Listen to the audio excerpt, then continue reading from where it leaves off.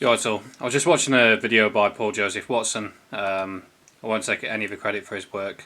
So it's a video called "It's Terrifying," and it's about these people who are walking around now with VR headsets on around towns and cities, living in a completely altered sense of reality to obviously what's real, what's in front of them.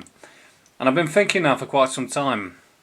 Mental illness has become quite a normal sort of thing. I mean, look at that. But it's already been amongst us for a long time. The amount of times I've walked past people and thought, is he talking to himself? And then you realise they've got them little earphones where they can talk. I haven't got them myself. I've never used them things, but where they talk to themselves, using the wireless headphones.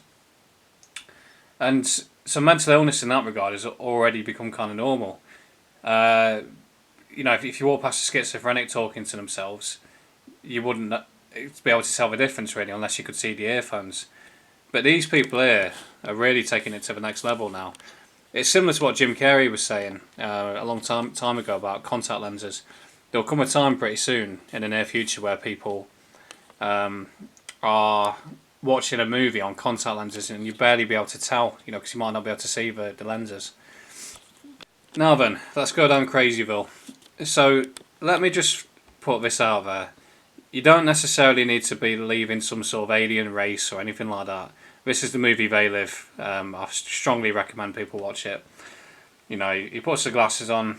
Sorry to spoil it.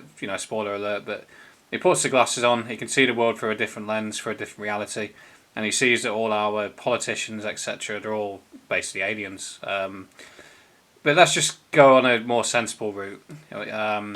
Let's just say the politicians are working against our interest, along with the big techno corporations.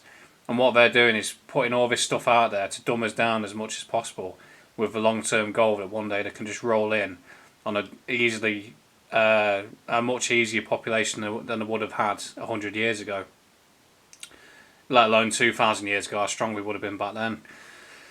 So a different take. All this stuff is going to be being given to us at a rapid rate.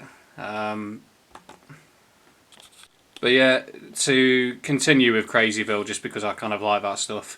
Obviously, if you invert two apples, there's the apple, there's a pip, and just invert that one, you should be able to see the shoulders and the eyes there.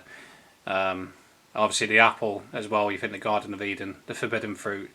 The clues are always in Symbology. Well, you've got me started now, so I'll go on to the next one. Yeah, so I'll just do this one and then call it a day. But Google Chrome, obviously very obvious, 666. So all this technology is kind of being stormed out there.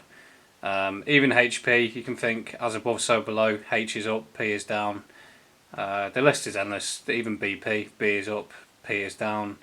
All the garages are pretty much, Texaco's got a pentagram. Shell is a sun, sun worship. The list is endless really, but it just makes you look at Symbology a little bit differently. But yeah, to the point, all this technology, as much as I enjoy it and we can use it to our advantages, never before have we had this much information available to us, but it's how people use it, isn't it? Obviously, if we're going to use it for endless mind-numbing TikTok videos, then it's our fault, but also, it's being used as a weapon really. I'll do, so.